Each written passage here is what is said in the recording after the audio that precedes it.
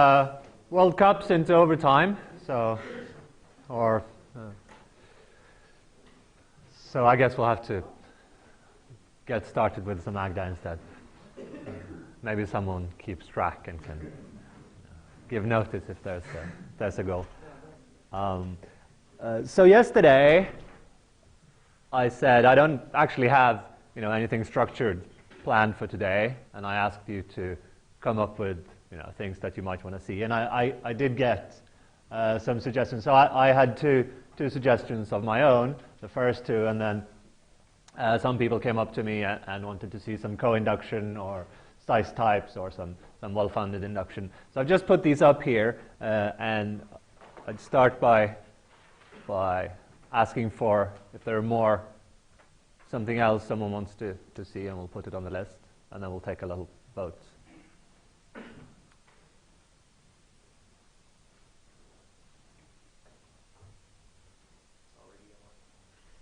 Well, yeah, so most likely we're not going to get to all of these, so we're just going to do them in whatever order you prefer, and then we'll see how far we get. So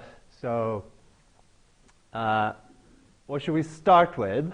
So if you want to start with proof by reflection, hands up.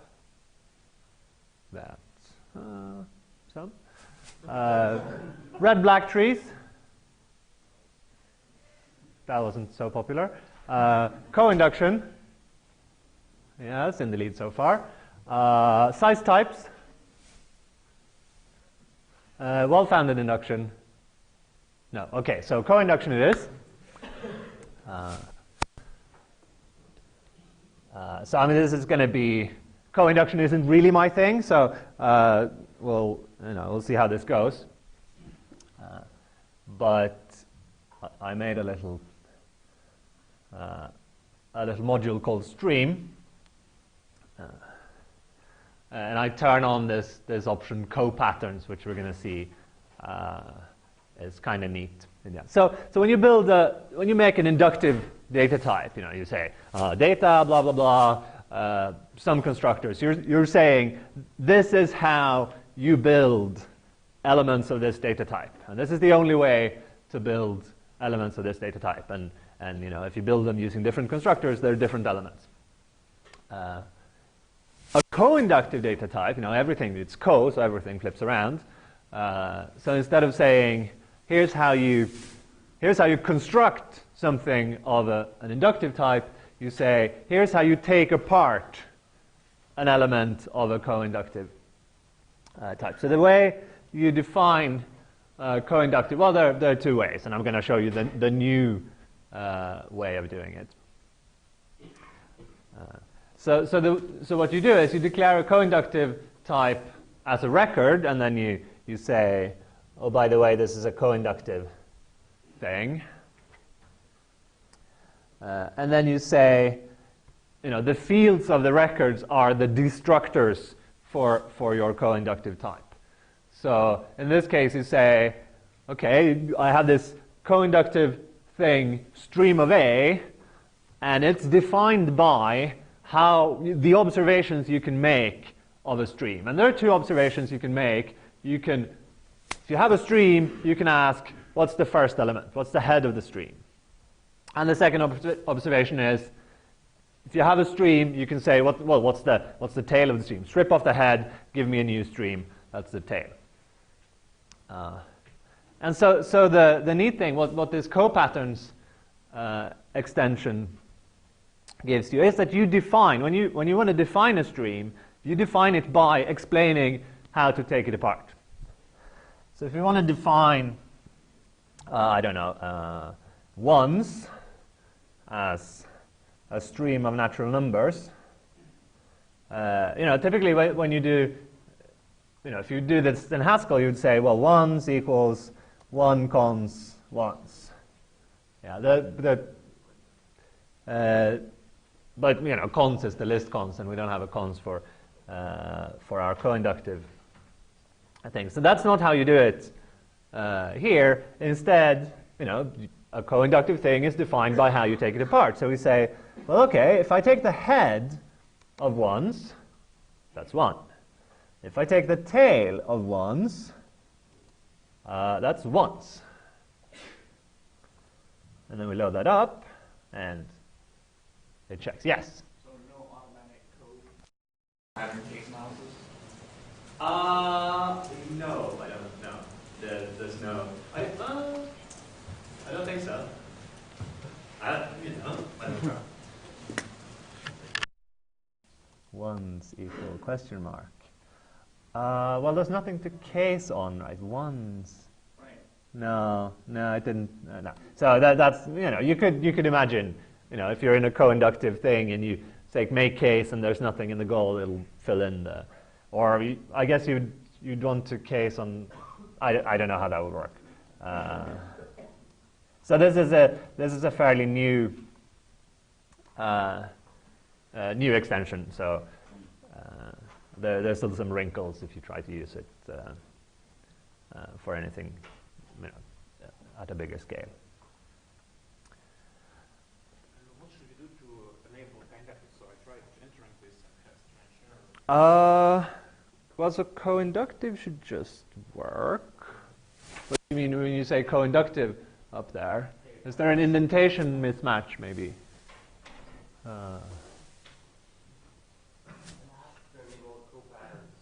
Sorry? It asks to enable co-patterns. Well, yeah, I mean, you need the option, the co-patterns option. Huh, okay.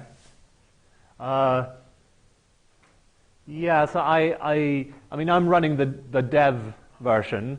There maybe something has happened since 2.4.0, but I didn't think so. It does, yeah, and yeah, okay.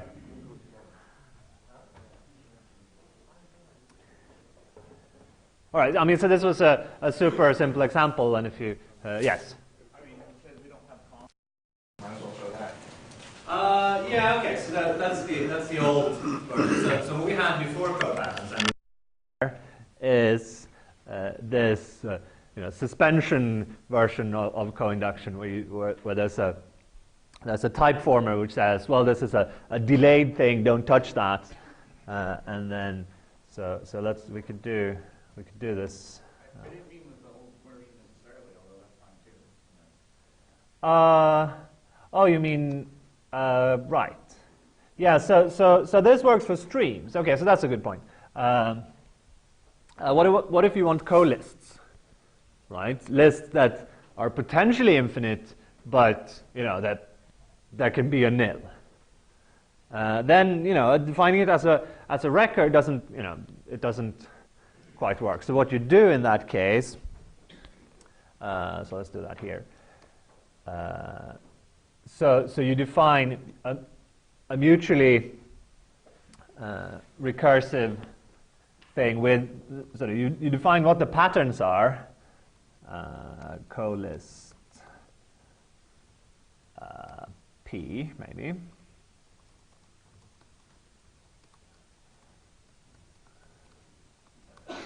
So you have nil and you have cons. Cons takes an A and then a co-list of A to a co-list P of A, and then we need to say that we have a co-list record.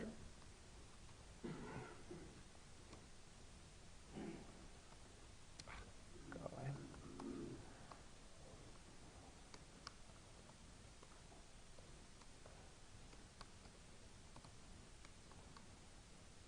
Oh, I don't know what you call this guy, but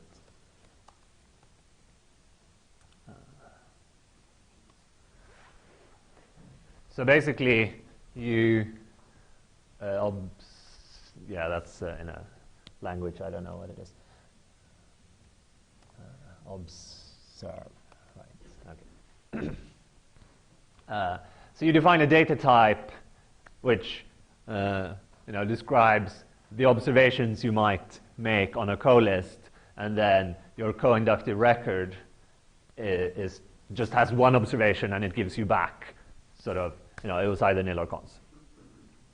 So if you want to define ones prime,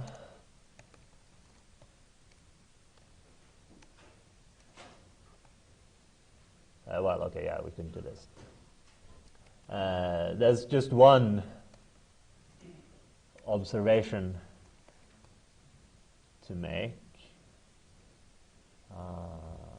Open colist. And then, what's that observation? Well, it's the observation that there's a cons starting with 1, and then you have more of the same.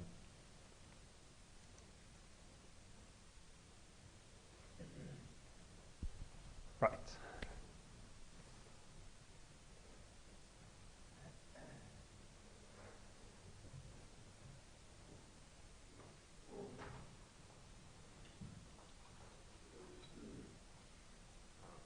Yes. So can you define head and tail for the colist T, and then make the co-pattern have like head of observe 1 equals 1, tail of observe 1 equals, or head of observe 1 equals 1?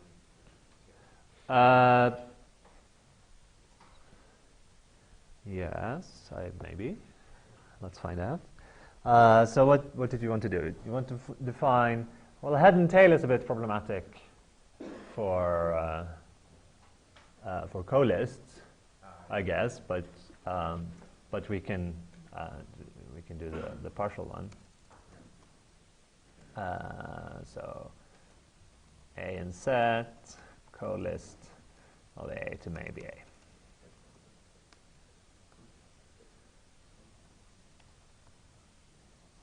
Okay. Oh, yeah, of course, we already.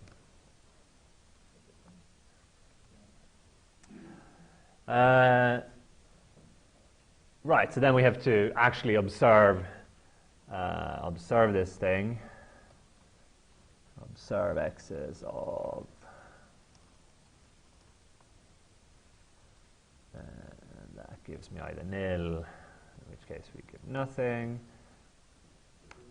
or this, in which case we give just x.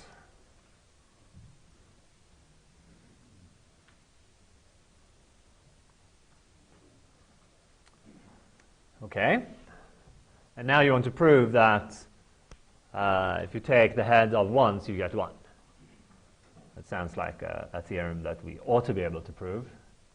Head prime of ones equals just 1. Yeah, so when he asked for it. So this is, and it is. Hooray.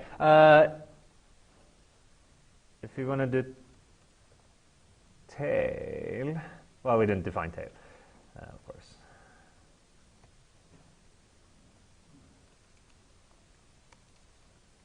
I mean, equality on co-inductive things is a bit tricky.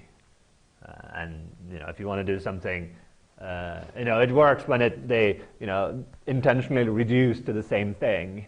But if you want to do sort of the propositional equality, proving things about it, you really have to use bisimulations. So I'm not sure we're going to be able to make this, well, maybe. Well, that also works. Because they really are.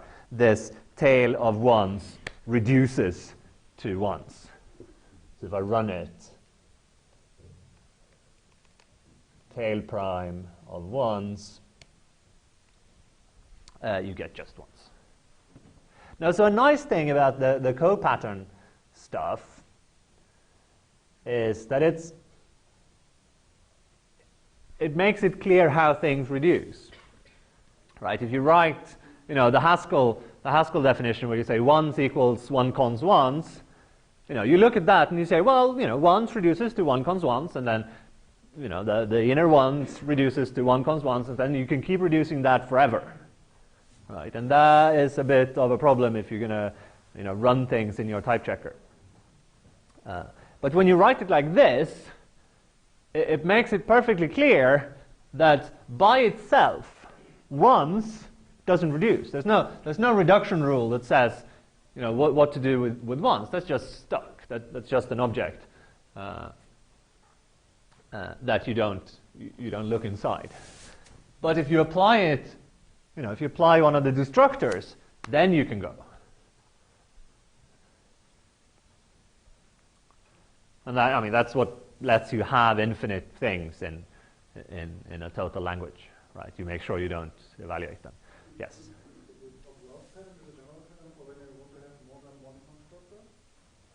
Yeah. So, I mean, you call it coded, but it's not really specific to this. Well, it is. I mean, this is very specific to lists, right? Because the observation is it gives you a co-list P. Yeah. So the observation gives you one of these inductive types which contain inside it another. So these are mutually recursive. Yeah. Yes. So, kind of similar to what you if there aren't going to be any plans to turn this pattern, it looks kind of noisy right now if it's the same kind of thing that you have to do for every co-inductive data type with multiple constructors. There would be some way to sugar that down. Yeah.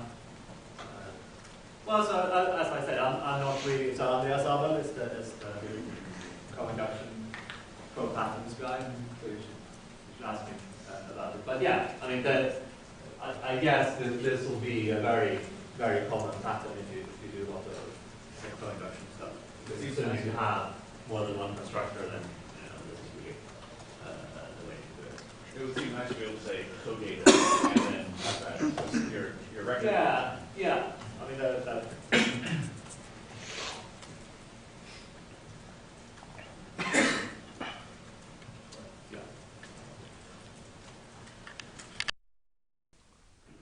Yeah.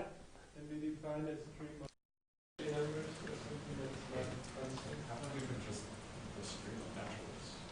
Yeah, I mean, that's a very simple change to this one. So if we say nats, well, it will take a natural number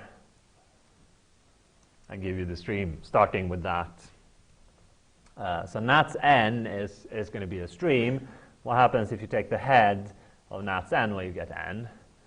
If you take the tail of nats n, you get nats suck of n. Yeah. And then we can run that. What's the head of the tail of nats 4? That's 5.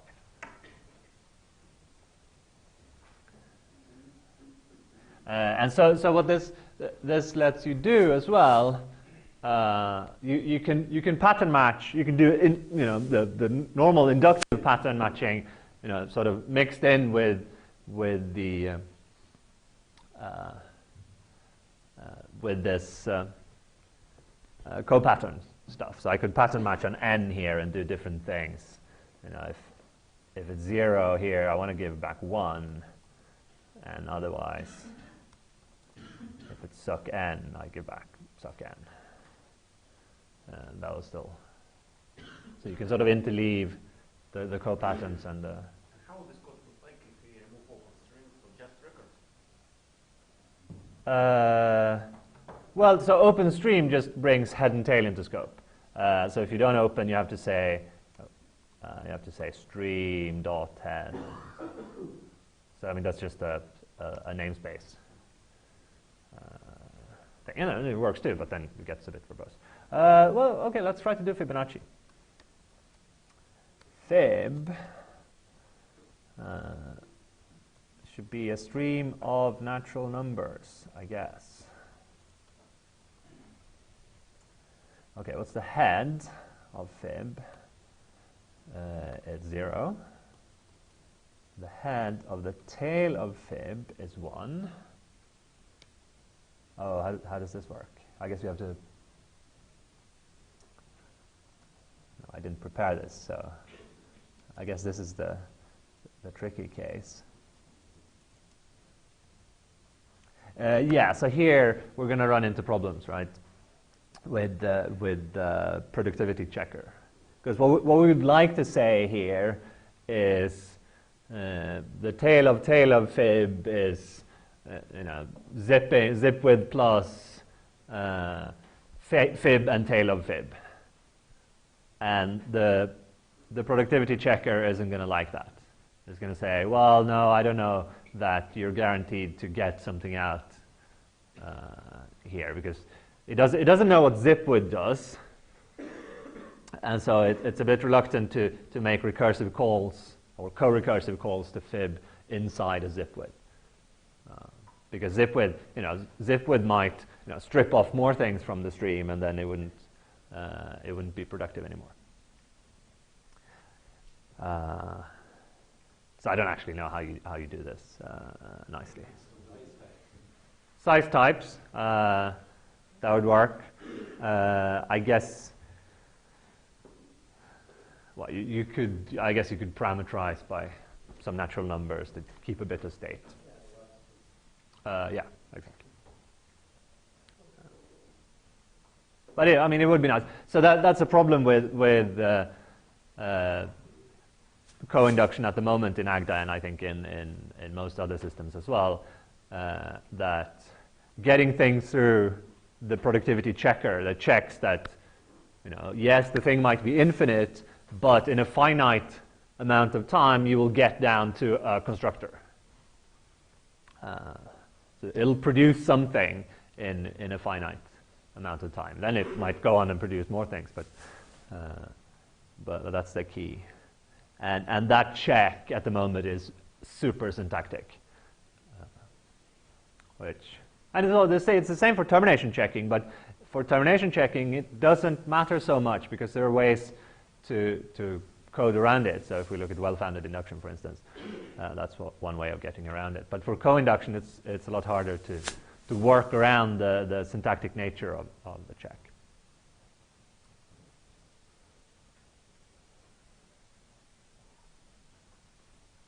Yep. Can you do direct examples and prove that they're equal? Yes. We could, say it's a bit of a bigger thing. So we'd have to define bisimilarity as a co-inductive relation, and then I believe you can work it out. But the exercise. It shouldn't be. I don't think it. I don't know. So, no, I'm not an expert on co-induction, so I don't dare embark on that quest right now. But certainly we can look at it, in a break or in the afternoon, offline. I'm sure you can do it. Okay?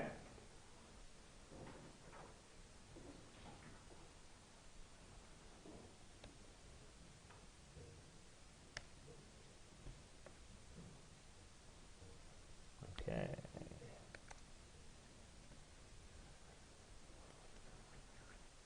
Now what? Okay, so let's go again. Proof by reflection. Few hands. Okay. Red-black trees has not become more popular. Size types. Well-founded induction. Did everyone raise their hand? That is a bit. So I think maybe size types. Shout if you. Reflection. Okay. I know I didn't see that. So maybe people would just slow. Okay, so let's do reflection. So this is actually something I've been playing with in the breaks when I should be preparing my lectures.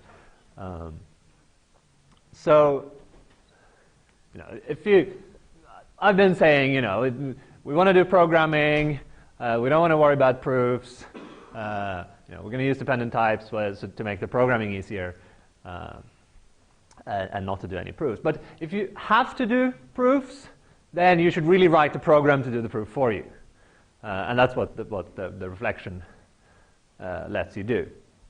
So let me start with I don't know, with Greg's example.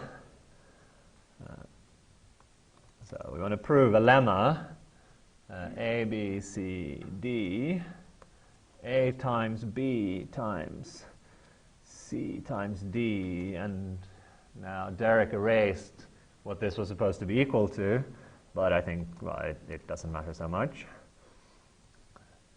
B times D times A, yeah? So if you want to prove this using associativity of multiplication, and this is natural number multiplication now and not crazy separation logic star multiplication. It's really tedious because you have to sort of shift brackets around and use commutativity, and it's a mess. So what you do instead is you just say, that's obvious, isn't it? So what I've done is I've written a little program called auto, which is really the LTAC that Greg did. Right? So the type of auto, it takes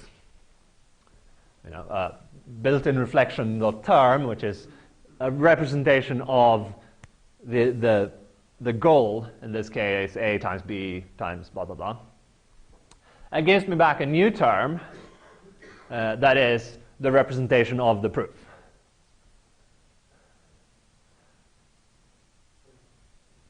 Yeah.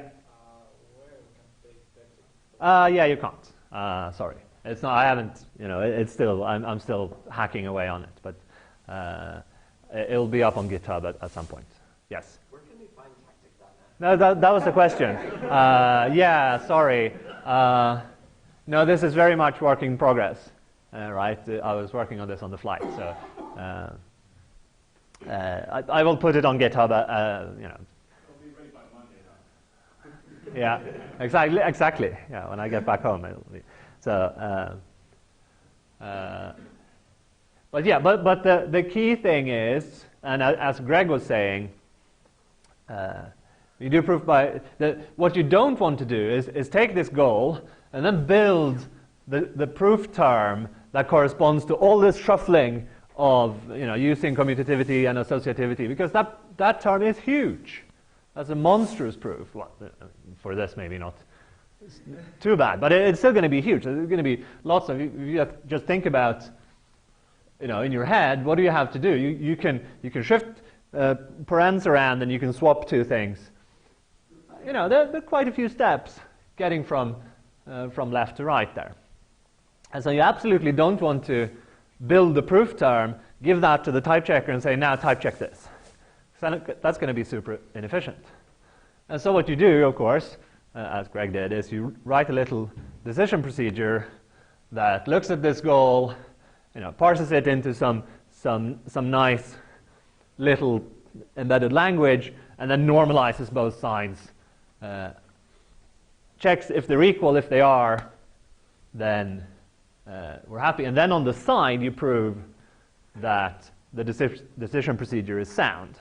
But the type checker, when you type check this, doesn't have to run that code. So if we go in here, was there a question, by the way? Yes. I would just like to see what happens when you apply a tactic that doesn't work. Excellent question. Okay, so we had that over here as well. So in Greg's example, so what if we had E and F here, and we had E here and F here? Then we get an error, and it says top is not bottom. Oh wait, okay, so it's the wrong error because I forgot to bind E and F. But it still says this. Top is not bottom. When checking that, the expression can't prove blah blah blah has type QED. Well, so I sort of played around with when the decision procedure comes back false. What's the term you give back? And then I give back a little term that makes this nice type error message to show you sort of why. You could imagine having a bit more information about what were the equal parts and what were the non-equal parts. So I do have a version of this which will do what. Oh, this didn't work. Oh, that's annoying. It did simplify a little bit, but it didn't get it all the way. I should have run this example. Let's put this here. So still work in progress. So no. No, exactly. But what I want to get back. So what Greg did in his example, he got back the proof obligation E equals F, where it had cancelled out. Oh no, you know what? I only this guy only cancels addition.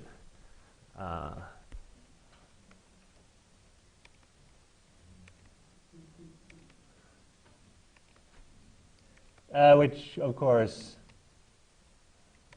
well, in one direction you can cancel multiplication. In the other, it's a bit. Yeah. Now, okay. So now let's pretend that it was always plus. Now it says, okay, you can prove this, but I would like to know first that E equals F. It would be back in the middle, still works. Yeah. Well, you can have it in both places.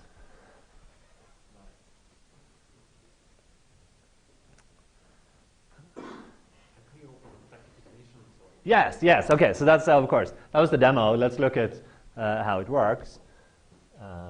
So let's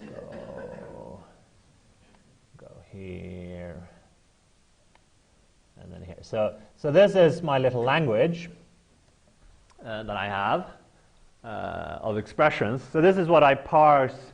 When you get a goal, I parse that goal into one of these. So it's pretty much what Greg had, but I have both addition and multiplication, and it's on actual natural numbers. But you can do this for some abstract type where it has some structure.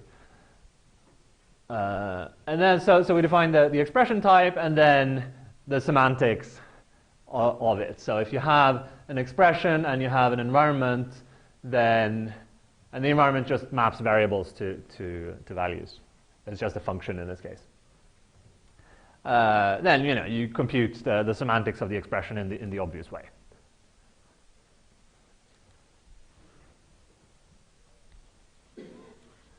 So what the tactic does, right? It gets the goal reflected. It parses that as an expression should be equal to some other expression, and now the question is what to do. And the crucial thing is don't go and try to reshuffle the things and build up a big proof term of why they're equal. What you do is you normalize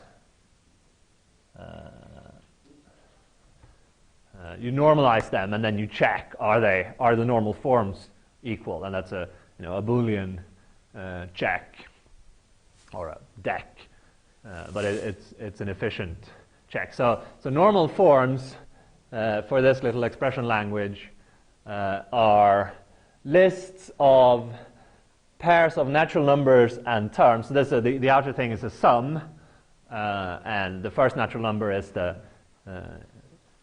you multiply by a constant, and terms are lists of variables. So those are the products of the atoms in the formula. And then it's also an ordered list, which I haven't bothered keeping track of in here, because you want this to be snappy, right? You'd like the decision procedure to run as fast as possible. So I haven't used any dependent types because there can be a bit of a penalty there. And then what's the normal form of an expression? Well, it's this function here that says the normal form of just a variable of an atom is 1 times x, the atom x. The normal form of 0 is empty list, so no terms in the sum. Of a natural number, well, it's n times and then the empty list of atoms in a product. So it's n times 1. And then for plus and times, I've defined these helper functions which make sure to keep the list sorted. And so adding is straightforward. What's that? Addition is bag union, right? So the outermost is a bag of things, and adding two normal forms together is just bag union. Multiplication is a bit more involved, because you have to sort of multiply out all the do the distributivity of multiplication, and then make sure everything is sorted properly at the end. But that's not the crucial part. So then you define the semantics. So we had the semantics for expressions. What's the semantics for normal forms? Well, it's what you would expect. I have some extra definitions here, but so this is the semantics for a normal form is you sum the semantics of all the elements in the list, and for each element of the list, well, it's a pair, a constant k and a term, which is a product of things, and so you take the constant times the product of whatever the environment tells you is the value of the atom. So that's straightforward. Now, of course, the hard part here is you can write this function, and then you can normalize your expressions, and it comes and check if they're equal, and it comes back, yes, they're equal. Does that mean that everything is okay? Right? Well, the type checker is not going to be happy with you just saying, oh, it's fine, they're equal. So you're going to have to prove that if you take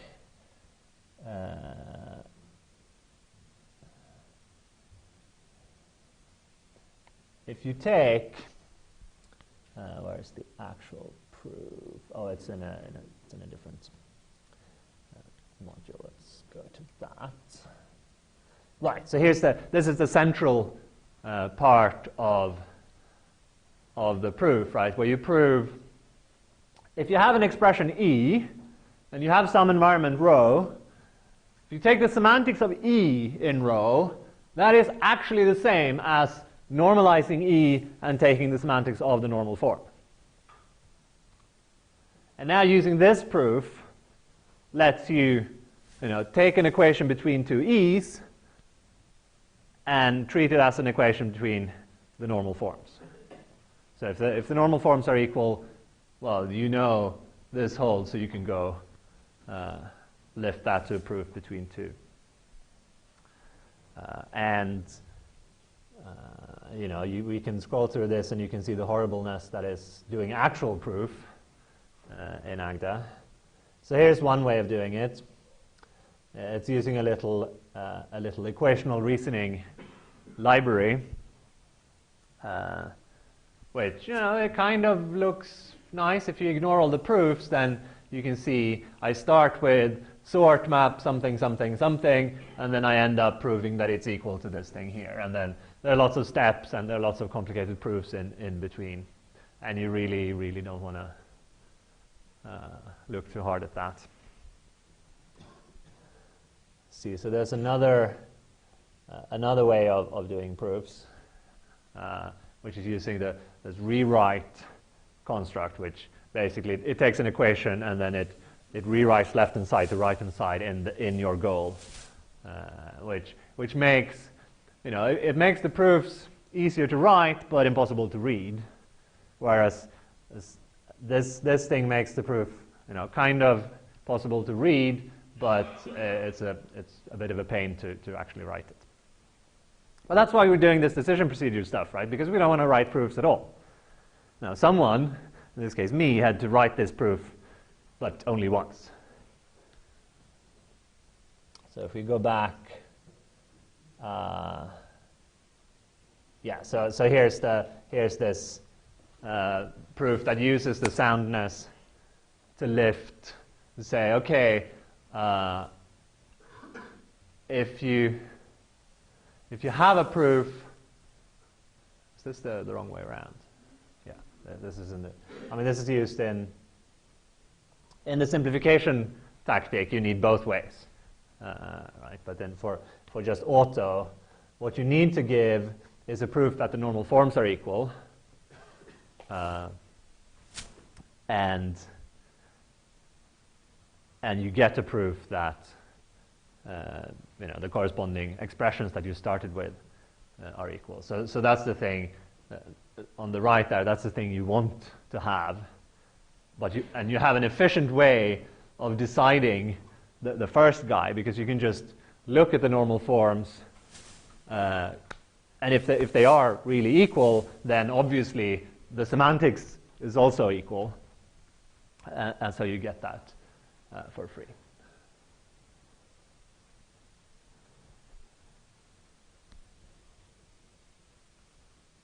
And then auto, the actual LTAC looks like this, where okay, so here's the top level. Let's talk about that one first. The proof function. It takes two expressions and it gives you maybe a proof, right? And how does it do that? Well, it normalizes the expressions and compares them for equality. So this is the equality function. It'll just run over the normal forms. It'll be super fast, unless they're huge, of course. And then say, are they equal? No. Well, then you get no proof. But if they are equal, then you get a proof, and the proof is this using these rules that the lemma we just had. And then the LTAC code just needs to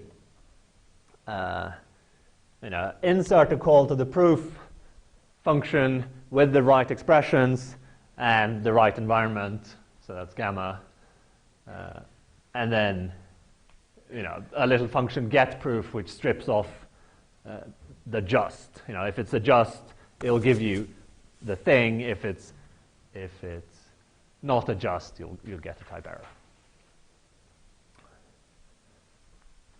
And that's it. Well, of course, long proofs about why this is okay, but. You have sort of the whole syntax for Agda reflected so that you can Yeah. see the full. So it's. So in the Prelude library, it's in built-in reflection. Well, depending on if you pull the latest, I've moved it to built-in .reflection. So it's here, and then you have these are literals. Here are the terms, types, sorts, blah blah blah. There are patterns. I just hacked up. We were talking last night about it'd be nice if you could generate by reflection boring things like equality instances for things. And yesterday we couldn't do that, but now we can, because I hacked that up. Yeah, the built-in things. It's basically saying, so Agda knows about some entity, that it has built-in support for, and this is just mapping that to some syntax in your program. Yeah, so then if we go back to the actual example, what this really means, so the tactic thing is just sugar for something a bit more verbose. So there's a quote goal construct, which is doing the reflection. So it'll look at the current goal and then reflect that and give you back an element of this this reflection. So if we import that, built-in dot reflection. So if we look at the value of G here, it's one it's a bit verbose, but it basically contains everything, the internal representation of that goal. So then what you do is, well, you run the tactic on that goal, and then you get back an application of the getProof function. Somewhere here there's an application of the proof function, and there's the internal representation of the expressions that it's parsed out. But this is a small thing. For the type checker, this is nothing. I mean, it is 50 lines of code that'll type check in. Well, it has to run the decision procedure, of course, to see that it's okay, but that's not a problem. And then the final part is being able to take this thing and give it back to the type checker and say, now run with this. So that's called unquote. And well, this was auto, so it can't prove this.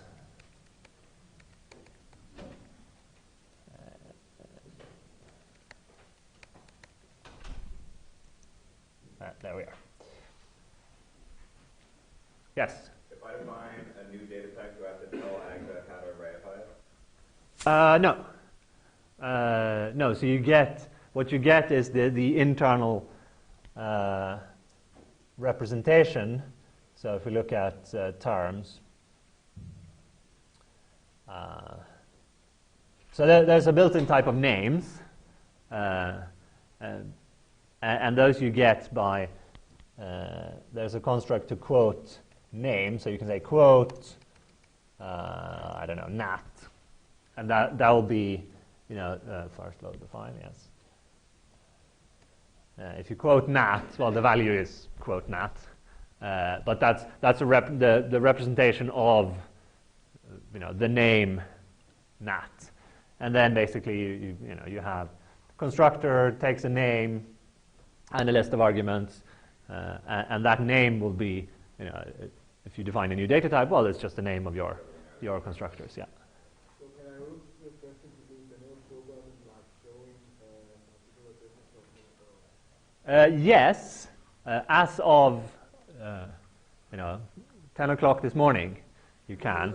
So if you pull the dev version, I put in a quote decal thing. I can show you. Let's go here. So you can say quote decal x, and there you need to put a function definition. Well, actually, it's a bit verbose, so let's go to the test case I wrote. Unquote decal.agda. So you can write, okay, so here's plus, and I can't load this because I have the wrong search path. But you say, unquote decal plus, and then you give the representation of the definition of plus, which is first the type, so nat error, nat error, nat, the two clauses, one where you match on 0. I could actually I defined some syntax for that, but never mind. You match if the first argument is 0 and the second argument is var, so the brown, so you don't name the variables, then the body is var 0. And if the first argument is successor var, the second one is var, then you take the successor of plus applied to var1 and var0. And then you can load this up and it checks, splices in the declaration and gives you plus, the definition of plus.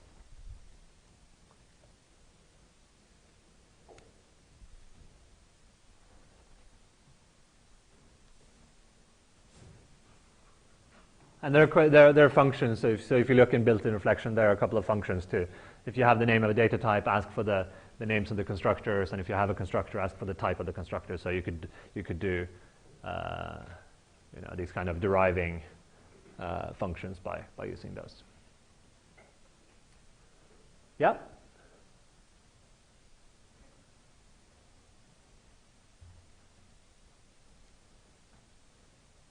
Okay, we were making good progress. What's the file? So we knocked off that. Okay.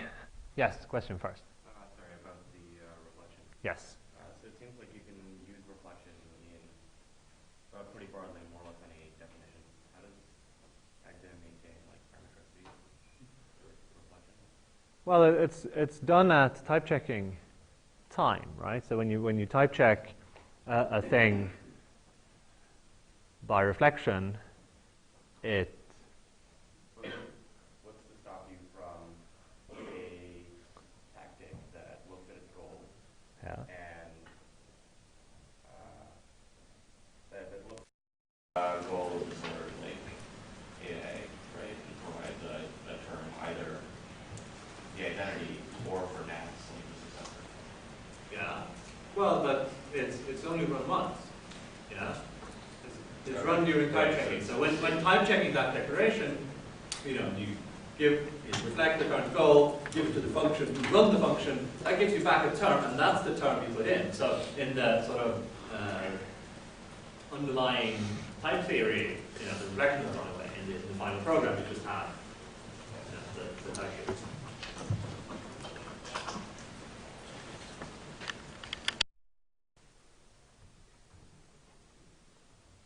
All right.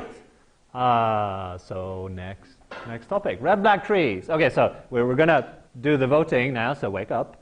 Red black trees. Couple of hands. Size types. Many. Okay, I don't think we have to do well-founded.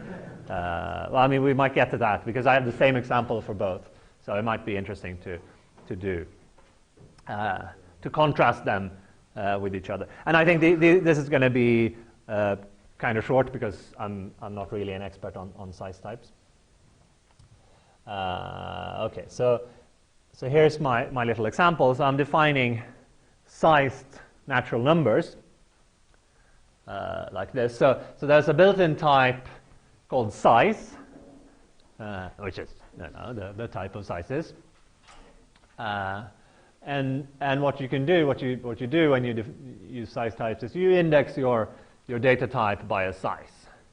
And I've used a little trick here, which is to make the size implicit. And normally that wouldn't work, right? Because what would, if you don't write it, what should the value be? There's no way for the type checker to know that if you have an ordinary index.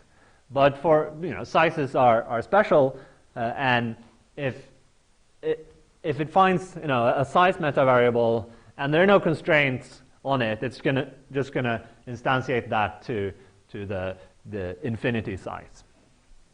So let me just show you the size library. So you have a type size, and there's another type which I'm not going to talk about because I don't really know how it works or have any good examples of when to use it. But it's basically a size, so it's a refinement type. It's the type of sizes which are less than some particular size. And that comes in handy for some definitions. And then you have two ways of building sizes. You can use the up arrow, which takes a size. It's the successor for sizes, right? So it takes a size. It gives you the next bigger size. And you have the omega, the infinity size. But there's no size 0. So you never you're never gonna need that either. We're always going to quantify over. Either we're going to have something of any size, or we're going to have something that's parametric over the size. So if we go back to this guy, no, and so the trick with the implicit size is that anything that's unconstrained is going to get instantiated to omega. And so if I want to do things like this, I want to take a natural number and give back a sized natural number. Well, then obviously I don't know the size of the unsized natural number. So what I give back is an S nat omega. But that's what the constraint solver is going to do if you don't have any constraints on it, so I can leave that out.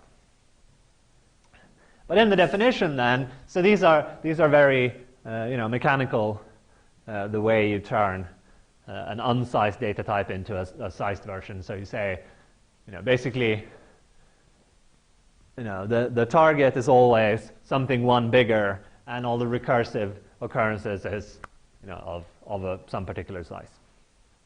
So for 0, there are no recursive things. So 0 gives you something that is one more than whatever, than anything, or an arbitrary thing. Successor gives you a natural number of size I, and it takes a natural number of size I and gives you one that's one step up.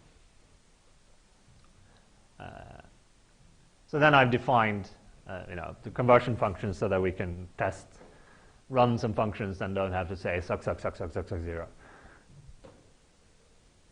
So to nat and from nat, they look pretty boring. So then we can define minus.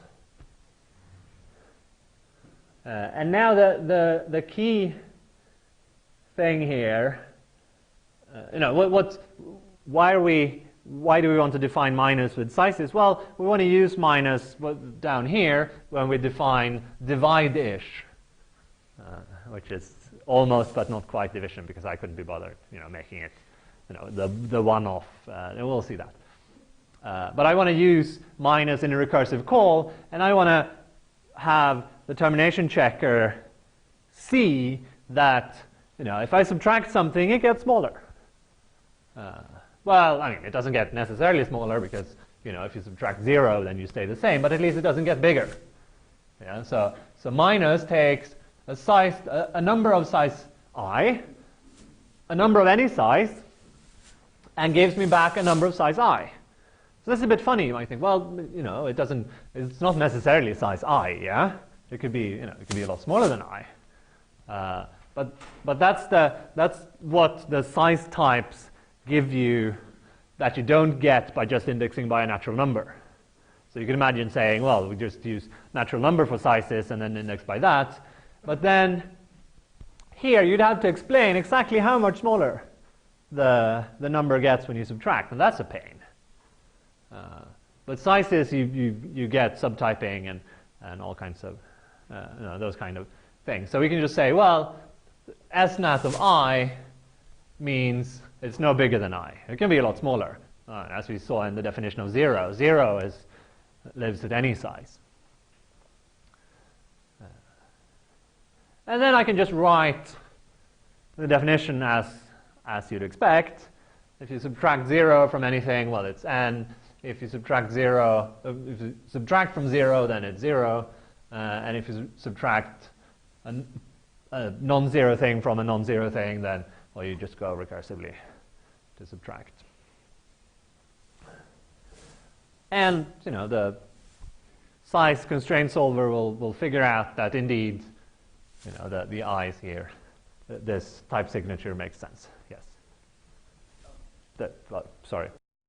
Check done when you do the active definition that the thing you construct is larger than the argument or something, because otherwise it wouldn't be an argument for termination, right?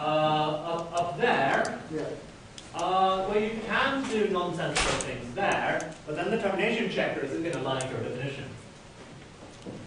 Right? right? So what happens is, you pattern match on successor n here. That's going to instantiate, so there's an implicit size here. That's going to get instantiated to up of I, was I. Yeah. And then you call minus here on a smaller thing. Well, I mean, this is structurally recursive anyway. So I mean, we'll see that when we get down to. But the reason it works is because we put s nat I up here, and if we try to do this, divide doesn't termination check anymore.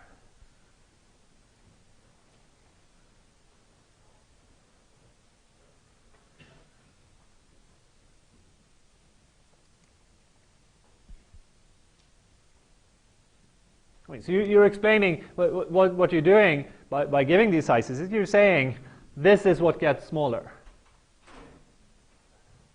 Yeah, and if you set up the definition so that it doesn't actually get smaller, then of course the termination checker isn't going to like you. Yeah? Yes? So I guess my question is something similar to Ralph's, is that to me it doesn't seem like it's enough that you just say that, oh, well, when I subtract, I don't get any larger. But you said that size types give you some sort of subtyping relationship, right? So when it looks at the last case, it can see that not only is it the same size, but actually it's smaller because you're stripping off the... Well, I mean, we're looking at minus now, right? And that terminates just structure. There's no... well, I mean, you could do it by sizes as well, but... But that's not what I mean. When you're using minus later down and so let's go down to divided. But it might be 0. Right, but at that case, it should be able to see in the divided case, at the case of minus, these are stuck, and so it strips away an up. Yeah, yeah. So I mean, well, I will put in explicitly the sizes so you can see, you know, how y is done. So let me just go through divide-ish. You know, so it's divide, you know, but round upwards. Easier to implement than the proper one. And then you just implement the other one by adding on the number. Or yeah. So you know, divide by 0, obviously 0. Dividing 0 by anything, that's also 0. Dividing successor of A with successor of B, well, then you divide, you subtract, you know, successor of B from successor of A, but I simplified that to say subtract A from B, and then you divide that by successor of B, and then you add on 1. Right, so that's the grade school definition of division. Kind of, you just subtract and count how many times you have to subtract. Exactly. I guess we didn't have Agda at that point, but it depends on how old you are, I guess. But of course, if we try to do this for ordinary natural numbers, you know, the termination checker is going to go crazy, right? Because you're making a recursive call here on this arbitrary function call, and it doesn't know anything about that. So it's going to say, no, you can't do this. Well, it's going to, you know, give some angry colors to the definition, and then you have to say no termination check. But this one it likes. So why is that? Let's see if we can make the sizes explicit to see what's going on. So there's a size argument to successor, yeah, which is called I. Well, which I'm choosing to call I. And then, so remember the type of successor, it takes an I, and it builds a natural number of size 1 up. So the size argument here is really 1 more than I. Yeah? And so I put this dot here, which meant, you know, this is solved by unification. It has to be that. It's not an actual pattern. You can't pattern match on sizes. So what about this guy then? So there's an implicit argument here in the recursive call. Well, so A is a natural number of size I. That's how we define suck. We're calling divide on A minus B. And remember the type of minus, it takes a number of size I and gives us back another number of size I. So it takes A here of size I and gives us back another one of size I. So this whole thing has size I. And so the implicit size argument here is I. And now you can see why the termination checker likes this, yeah? Because here you have 1 plus I, and here you have I. That's obviously terminating. Yes? So actually, the fact that you simplified minus is the whole reason the check works.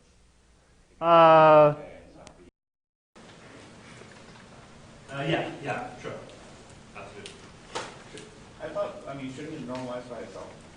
Or I guess. No.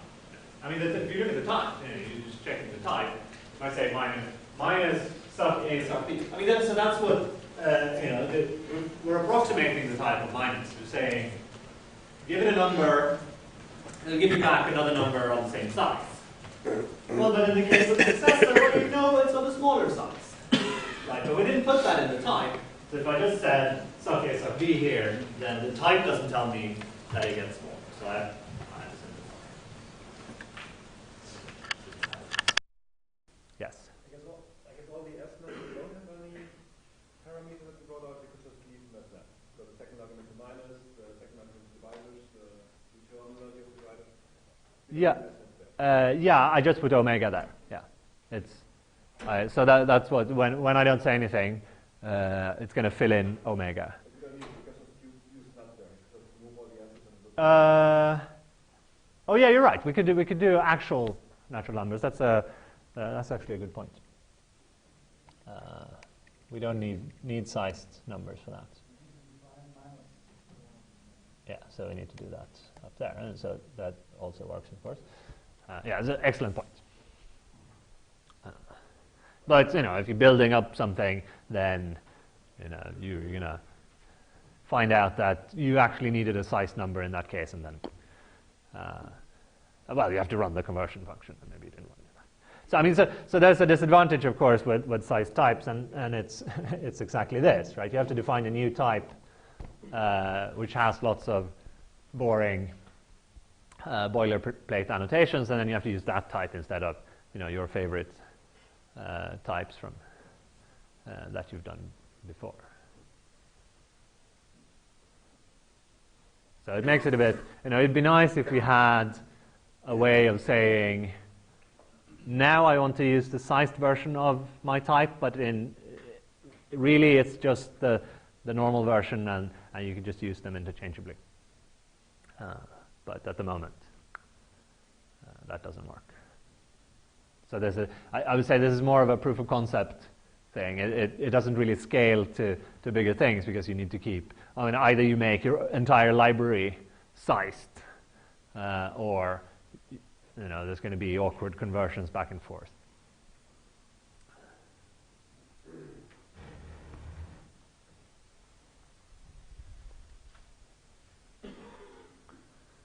Okay? Yes? Could you very generic function size takes a type, an element of a type, and returns a size, and then use reflection or something to get the size from there? You can imagine doing some a reflection. sigma type that takes nut and its size, you can actually express this minus data type as saying, but I have a snap in size, and I know it's that size, and I get back another nut and it has the same size. So Well, of course, but natural numbers don't have sizes. But you can have a function from t type x of t to size. Yeah, but mean, so what you could do, I mean, this is basically what you do. You could write a predicate of a natural number, just as this natural number has this size, which is kind of what we've done with SNAP. Over natural numbers. But I could make that indexed by a natural number. But it won't really buy us very much, I don't think. Well, you would still have that. I mean, that predicate is still going to be inductively defined, yeah? It's still going to be.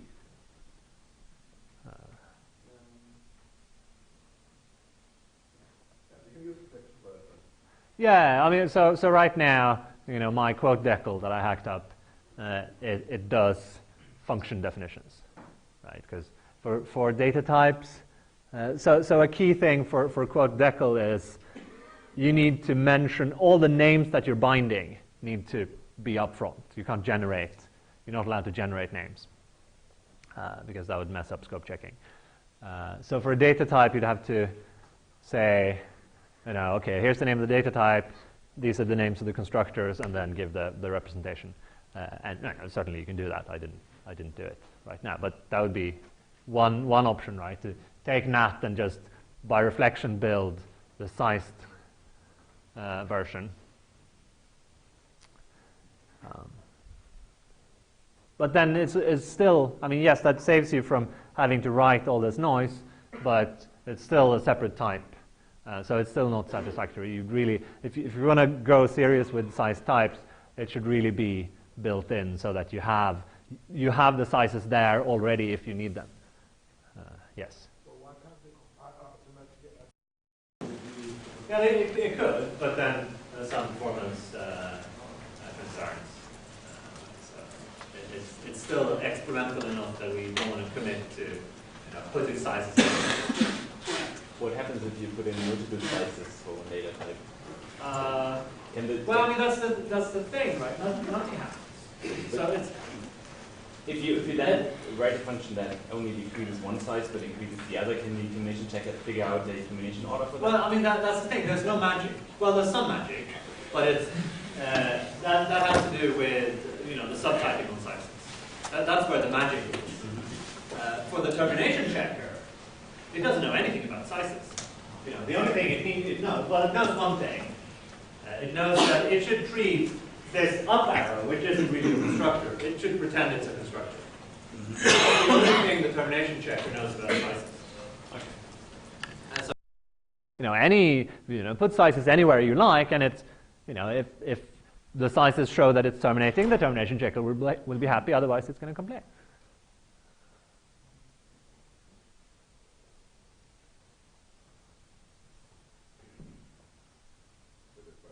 Yes. So timid. It's good that you.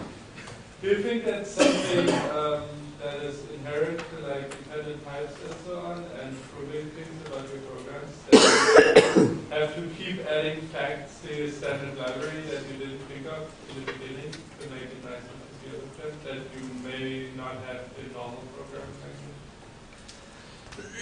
language? We will certainly. Making a library for a dependently typed library is a lot more challenging than making a library for ML or Haskell. But I mean, for any library, of course, there are going to be things you didn't think about adding, but then you make another library and put those things in. So I'm not sure what you're... Well, I think a lot of the times in like normal programming, you don't need all the things, you don't need all the facts about a library exposed by a lemmas and so on. You can Sure. Oh, you mean if you make, okay, I see what you're saying. Yeah, that's certainly an extra, you define some abstract data type and, you want people to be able to use it. But when you have dependent types and you might want to do proofs, then there's this additional thing which is exposing how to reason about your abstract data type. And that's an extra thing you have to think about. And it might be a bit tricky. And because you don't want to leak, implementation details, of course. You want to be able to swap out, different implementations of your finite maps as long as they satisfy the same laws that will let people reason about things. But then, we're getting into Derek's territory, and maybe you should use logical relations, or I don't know. Yeah. Maybe a similar question to Constantine's. It seems like at least in these 4 days we've defined several variants of lists. Yeah. Right, there are lists to check whether their elements are well formed, there are lists that are indexed, there are lists that are, so it's cool that Agda, for example, use the same constructor names, but it seems somewhat horrifying that, in a project that uses Agda, I might have 5 things that are conceptually lists. Yeah, I mean, so that is indeed a problem. There's some, there's work on sort of fixing this. So Conor McBride and the people are working on sort of a generic presentation of data types where there's just one data type of codes, and then you can interpret those into ordinary data types, and then you can write functions over codes. So you can write a function that takes vectors and gives you back lists, and it has some properties so that you can easily move between vectors and lists. But a fundamental problem is, all of these versions of lists we defined them because there was an interesting invariant over the list that we wanted to keep track of, and that's only in our heads. So it's hard to make the list to end all other lists.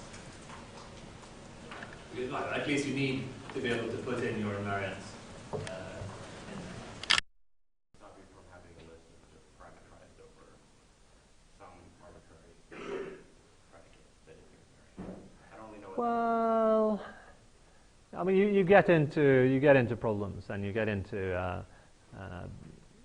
but because then you want to index over that list, right? And then you can't actually define the most general list type that will let you index, that can be indexed over itself. That's a bit too crazy recursive. Naked lists and then write a predicate off to the side, and that's what a lot of people end up doing. It's it's, Well, that feels like a non-Agda way of doing things. Yeah. So one, it's not the Agda way of doing things. You end up having to do lots of proofs, but you have kind of the same problem, but on the proof side, because you've got a whole host of additional facts about lists, and then how do they compose. So it's you can write your untyped programs without having to worry about which kind of list it is. But then you actually want to prove something about it, and then the same problem comes up.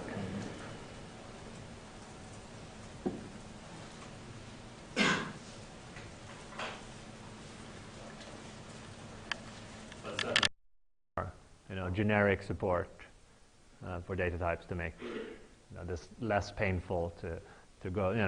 There are obvious forgetful maps from vectors to lists, or from all to list. There might be stuff that you could do there.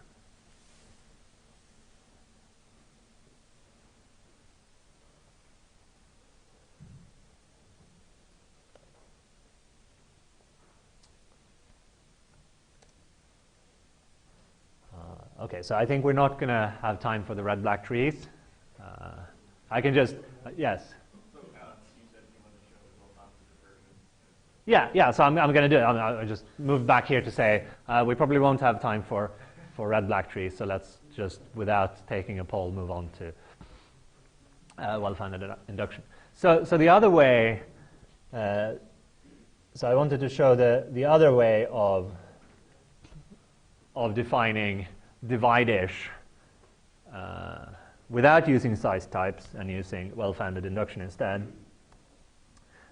So if you just try to write it like this, of course the termination checker is going to be unhappy, because we're calling divide recursively on A minus B, and that's not really okay. So what you do is you add an extra argument, which is of type ACK of n, which means n is accessible according to, it takes according to the less than relation. So basically what ac of n says is, if you move to smaller things according to the less than relation, then eventually it'll stop. So in these cases we don't care. And what an element of this ac type looks like, so it has one constructor, and that takes a function as argument, and the type of that function says, so this is now ac of a, ac of suc of a that we have here. So f in that case says, you give me any number y that is smaller than suc of a, then I'll give you back a proof that that number is also accessible. That is, that if you keep going from y, then eventually it'll stop. And so what's the base case of this? Well, it's when you get down to ac of 0, right? Then it says, for any y that's less than 0, I'll give you something. Well, there are no such y, so that's a trivial. That's the base case. And now the trick is, you do your induction or recursion over the accessibility predicate. So we say, okay, here, what do we need? Well, we need to show that a minus b is accessible. And that should be a call to this f function. Put this on a line down. And that's just a minus b. And then we have to prove that a minus b is less than suc of a. And if you remember the size types, that was exactly what the size types proved for us. This is had size successor of I, and this had size I, so that was trivially okay. But in this case, we have to actually prove it. There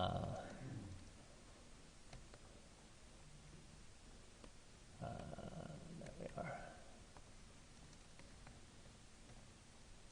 But I'm not going to prove it because we don't do proofs.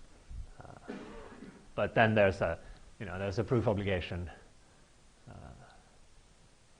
that you have to show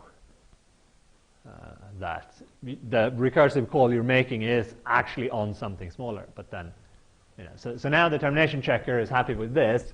It's just, you have this this proof obligation left over that you, of course, have to prove if you want to do this.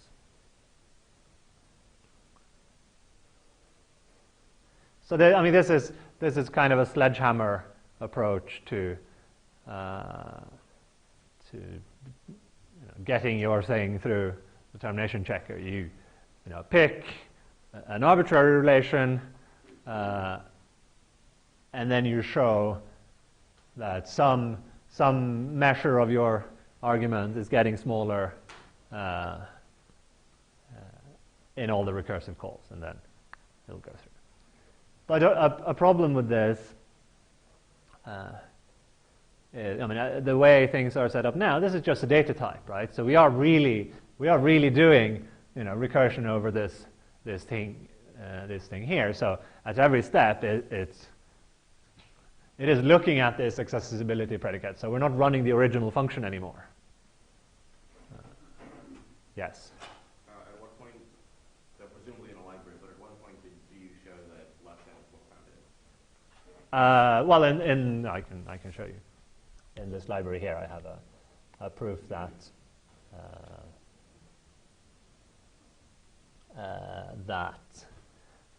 any natural number is accessible, and then, well, how do you do it? Well,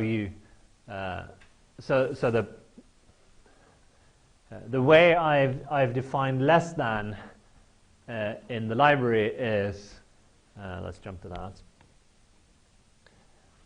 So n is less than m if there's a k such that m is equal to successor of k plus n. Well, yeah, that's the definition. So, and this is a nice way of defining it, because everything is just a natural number, a built-in natural number, which are represented as Haskell integers. Whereas if you build this up inductively, then a proof that n is less than m is going to be saying, well, one is successor, the other is successor, and so here's the proof that the one smaller numbers are related, and then you get a huge structure of constructors in your proof. Whereas here it's just a natural number and a proof, so it makes it more efficient to work with. And also, I mean, it's not less convenient. You get all the same rules for it. But basically, was there? To have the minus option where you return, Yeah. and then define it as n minus m equals just k. Yeah, I mean that's definitely possible. The disadvantage is that minus is really built in. There's a hook into the type checker which says here's minus, and then when you run minus, I do here. Okay. I say, what's this number minus this number, right? It'll come back and say, what's this? And, if we had defined minus to give us some interesting object back, then they would have to go, strip off successors, the way we defined it. Yep. For proof purposes, but when you're actually running on closed numbers, you want this BD one. Right. So what is this? What is this? How do you prove well-foundedness of less than unnatural numbers? Well, if you're getting so up here, you have a number, you want to prove it's well-founded. Well, okay, you get another number y, a proof that it's less than n, and then what you do is you count down this j, the difference, until you get down to, so you count down j, so up here, if j is successor of something, well, you just strip off one of j. If it's 0, then you can go back and call the accessibility recursively. So it's basically, it's walking the termination checker through why, being less than is really a structural property. So it's sort of saying, okay, but the difference is j, and j is a successor. Then you take one off, and then you have a smaller difference, and then you keep going, and eventually that difference will be 0, and then you've reached the number that was smaller according to the relation. So that's terribly slow, which is why it's called WF slow. So then I'm not sure if I dare show you. There's a kind of a hack.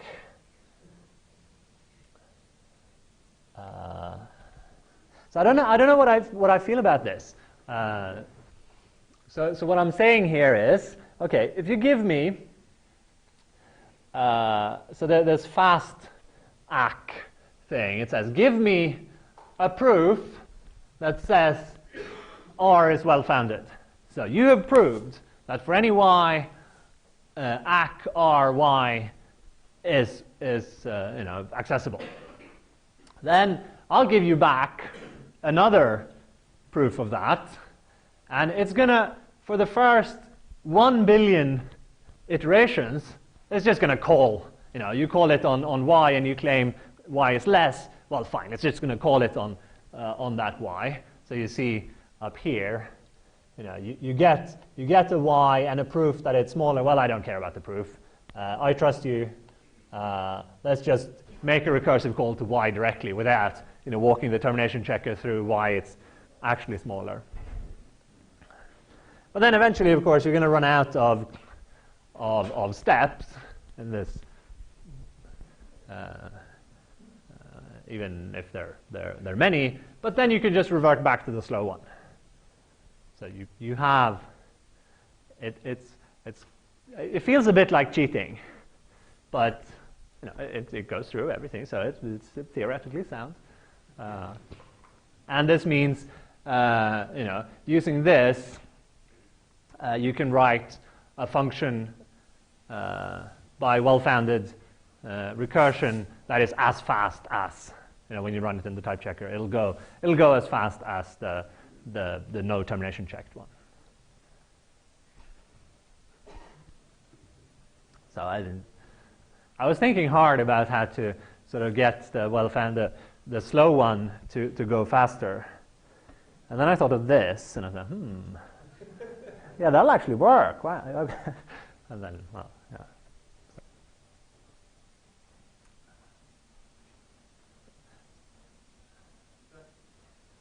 Yeah?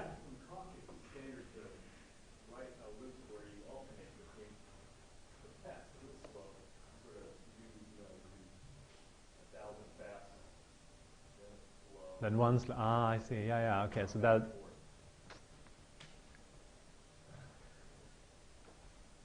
that's maybe a bit more honest, because then you are going to run the slow one sometimes. I mean, so what I can do with this, which makes it a bit problematic, is I can of course, we didn't prove, if we go back, here, I didn't actually prove the lemma, right? But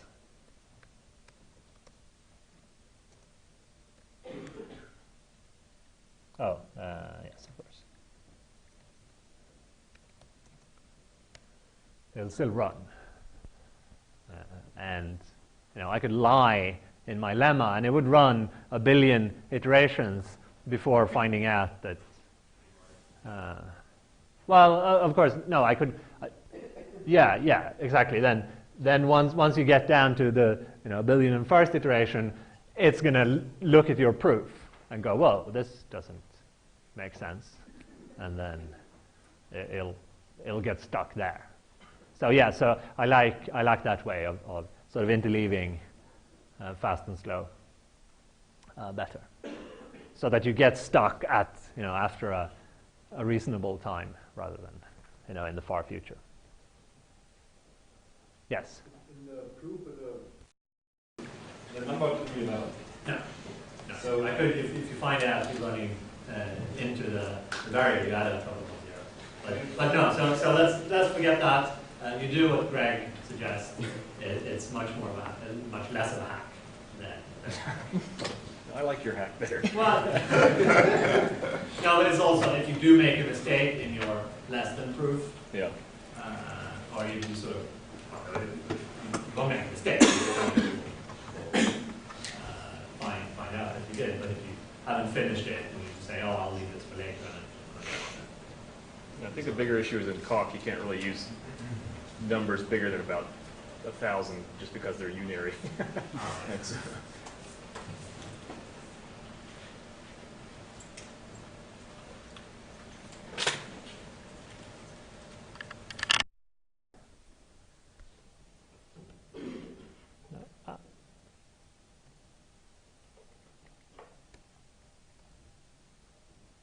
Sounds odd matters. Okay, let me just, I'm going to put this on GitHub. I'm not going to explain it, but let me just show you sort of the definition. So this was Andrew's definition, right? You had this balance operation which did some magic to rotate the tree, and it's really hard looking at this to see why it makes sense. Why does that maintain the invariance? And of course, you do the exercises and you prove that everything is fine. But it's quite hard looking at this to understand what's going on. So what I get, let's look at the tree. So one difference is I need two two different constructors for nodes. So you have leaf, and then you have red nodes, which don't worry about exactly what it says, but you can see it says black, black. Red nodes have black children, and you have black, which has no restrictions on the color. And then what you do, so the key thing that Andrew did was you have your tree, and then you insert it and you build a tree, and it's maybe not necessarily well formed. So you do some patching up, and that was the balance thing. So if you want to type this and have the type checker keep track of your invariants, you have to explain exactly what does it mean. It's not just it might not be well formed. It's ill formed in a certain very principled way, and you have to write down what that way is. And that took me a bit of staring at the definition and trying things out before I actually understood what was going on. So I defined a new data type pre-tree, which are these kind of correct, but there are some mismatches. And the particular mismatches you can see is that a red node can have any color children. And a black node, well, it's a well-formed tree, but it might not be black.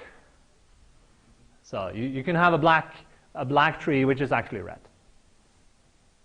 And then, the patching up function will have to take a pre-tree and somehow turn it into an actual tree. So I get two, and there are lots of syntactic noise here. I get two versions of the balance function. So you have two cases. You insert in the left or you insert in the right, and so you're going to get a pre-tree either on the left or on the right, but you won't get a pre-tree in both places. And that is actually important for the correctness. That is only one of them that's messed up, and you have to patch. But then the definition, barring some funny syntax, is I've just lifted out of Andrew's. So if you have the top line there, you have a red node with y in the middle, and the left child is red. Then you do some stuff. You make it have two black children, and you do some rotation. And that's exactly this case here. So you have a red node here with, well, I called it X, and then the left child is another red node. Then you make a red node here. Well, it's actually it wants to be black, but we make it red. So this is one of those, a black node that's actually red. And then you make two black children. So that's just lifted out of. And then it just keeps going. And insert is, I get two cases instead of one, but otherwise it's the same definition. And then in the end, the final step is you get a pre-tree. The root is always black, so you insert into the root. You get a pre-tree that wants to be black, but it might be actually red, and so you recolor it black. So that's the final step. And so that was very quick, and don't try to follow the details. But there's type checks. I didn't write a single proof. All the invariants are maintained by the type checker. Yeah, so that's kind of neat.